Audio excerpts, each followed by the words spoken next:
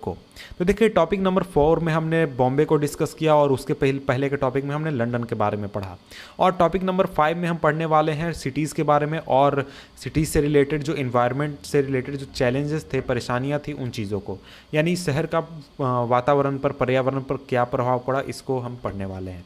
तो देखिए अगर हम सिटी की बात करते हैं और सिटी के डेवलपमेंट की बात करते हैं तो सिटी का डेवलपमेंट जहाँ भी हुआ, चाहे इंडिया का बॉम्बे शहर हो या फिर चेन्नई हो, कोलकाता हो या फिर आपका लंदन हो, सभी जगहों पर जब सिटी का डेवलपमेंट हुआ तो उसके वजह से जो इन्वायरमेंट था और जो इकोलॉजी था उसके ऊपर एक निगेटिव इम्पैक्ट पड़ा है। यानी सिटी के डेवलपमेंट में, सिटी को बनने में, उसको डेवलप होने में जो इन्वायरमेंट था वो ख़राब ही हुआ है, ऐसा नहीं है कि वो अच्छा हुआ है। और जो नेचुरल फीचर्स थे उनको या तो ख़त्म कर दिया गया या फिर इस तरीके से ट्रांसफॉर्म कर दिया गया, जैसा कि जो हाउसिंग है या फिर फैक्ट्रीज़ है या फिर दूसरे जगहों के लिए जो स्पेस की ज़रूरत है, जगह की ज़रूरत है, उसके हिसाब से चेंज कर दिया गया। और जो बड़ी संख्या में जो वेस्ट प्रोडक्ट्स थे या फिर जो रिफ्यूज़ प्रोडक्ट्स थे,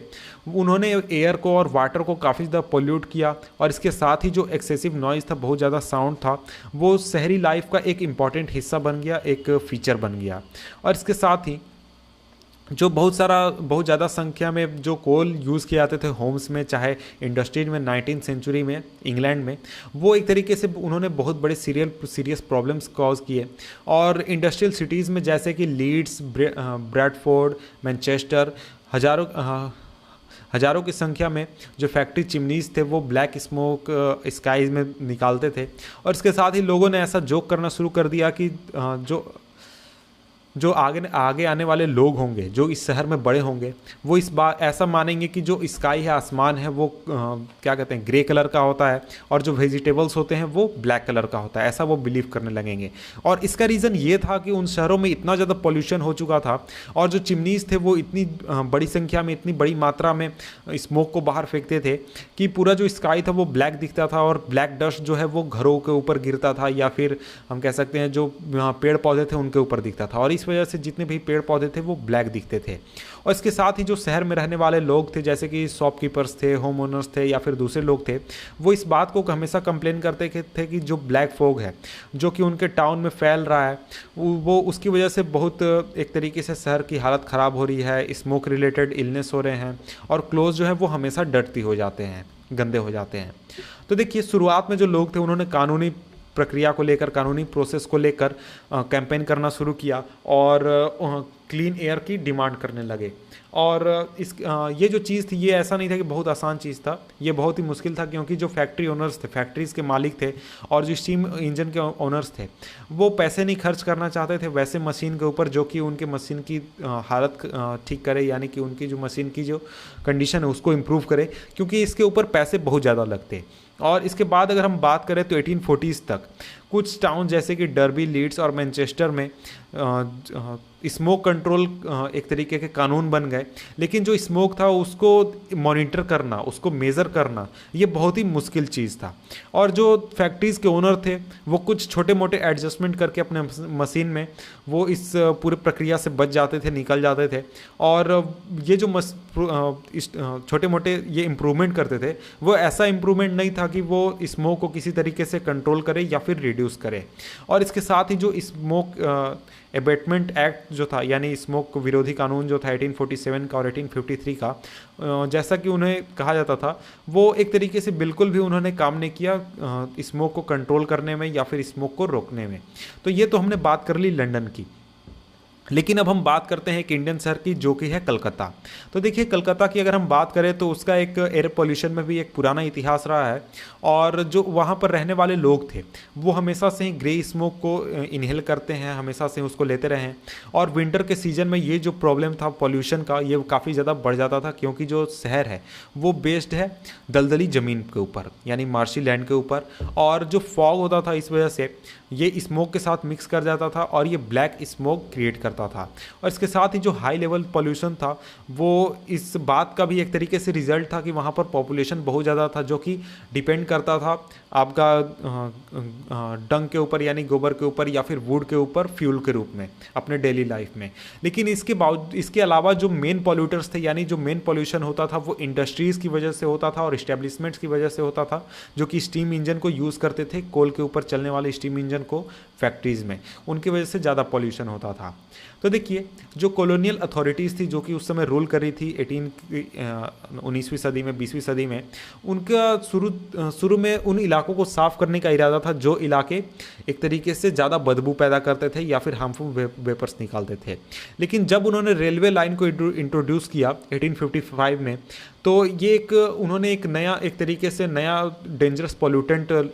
सामने ला दिया, लोगों के सामने रख दिया। वो था कोल फ्रॉम रानीगंज, यानी रानीगंज से जो कोल निकलता था। तो देखिए इंडिया का जो कोल होता है, इंडिया में जो कोल निकलता है उसमें बहुत बड़ी संख्या में राख निकलता है या फिर पाउडर निकलता है, जो कि एक बहुत बड़ा प्रॉब्लम था। और बहुत सारे जो लोग थे वो एक तरीके से डर्टी मिल्स में काम करते थे शहरों में और उनके ऊपर किसी भी तरीके का प्रभाव नहीं पड़ा। और 1863 में जो कलकत्ता था वो एक तरीके से पहला सिटी बना इंडिया का जिसके पास स्मोक न्यूसेंस लेजिस्लेशन बना, यानी उसके पास स्मोक विरोधी कानून बना। और इसके बाद 1920 में जो टॉलीगंज के राइस मिल्स थे उन्होंने राइस हस्क यानी जो भूसी होता है उसको यूज़ करना शुरू कर दिया, कोल को छोड़कर भूसी को यूज़ करना शुरू कर दिया। और इस वजह से जो रेसिडेंट्स थे वो कंप्लेन करने लगे कि जो एयर है वो हमेशा ब्लैक सूट से भरा हुआ रहता है, ब्लैक राख से भरा हुआ रहता है और वो एक रेन के रूप में हमेशा बरसते रहता है सुबह से रात तक, और इस वजह से वहाँ रहना बिल्कुल भी इम्पॉसिबल है। और इसके बाद जो इंस्पेक्टर से जो इन चीज़ों पर निगरानी रखते थे जो कि थे बंगाल स्मोक न्यूसेंस कमीशन के, उन्होंने किसी तरीके से इस पूरे इंडस्ट्रियल स्मोक के ऊपर कंट्रोल किया, पूरे इंडस्ट्रियल स्मोक को रोका। और इसके बावजूद डोमेस्टिक स्मोक था यानी जो घरों में स्मोक निकलता था उसको कंट्रोल करना या फिर उसको रोकना एक तरीके से इम्पॉसिबल था। तो ये हमने देखा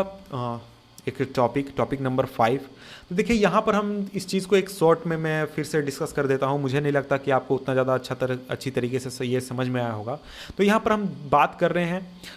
सिटीज़ और उसके चैलेंजेस इन्वायरमेंट के ऊपर। तो देखिए यहाँ पर हम जानते हैं कि जो सिटीज़ डेवलप होते हैं वो हमेशा से ही एक तरीके से पॉल्यूशन क्या कहते हैं इन्वायरमेंट के लिए खतरा रहे हैं, क्योंकि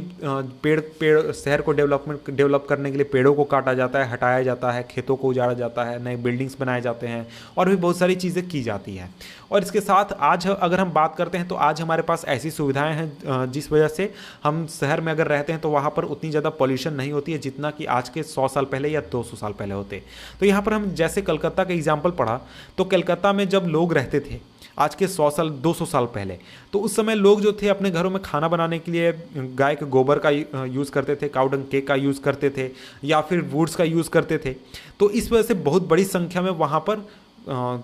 वहाँ पर स्मोक निकलता था। और इसके साथ ही जो जितनी भी फैक्ट्रीज चलती थी वो स्टीम इंजन्स का यूज़ करती थी, तो उस वजह से वहाँ पर भी कोल के यूज़ की वजह से बहुत बड़ी संख्या में स्मोक निकलता था। इस वजह से जो वहाँ का वातावरण था वो काफ़ी पोल्यूटेड था, काफ़ी ज़्यादा पोल्यूशन था और वहाँ के लोगों का जो लाइफ था उसको ये काफ़ी ज़्यादा इम्पैक्ट कर रहा था, काफ़ी ज़्यादा प्रभावित कर रहा था। और इसके साथ ही अगर हम इंग्लैंड की बात करें तो इंग्लैंड में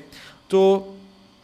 कोल था, ऐसा नहीं था कि उसको सिर्फ इंडस्ट्रीज़ में यूज़ किया जाता था, वहाँ के घरों में भी कोल को ही यूज़ किया जाता था। और वहाँ पर भी इस चीज़ ने काफ़ी सीरियस प्रॉब्लम क्रिएट किए और वहाँ पर भी यही प्रॉब्लम थी कि जो स्काईज़ थे वो हमेशा स्मोक से भरे हुए रहते थे और लोगों के हेल्थ के ऊपर भी ये काफ़ी इम्पैक्ट कर रहे थे और जो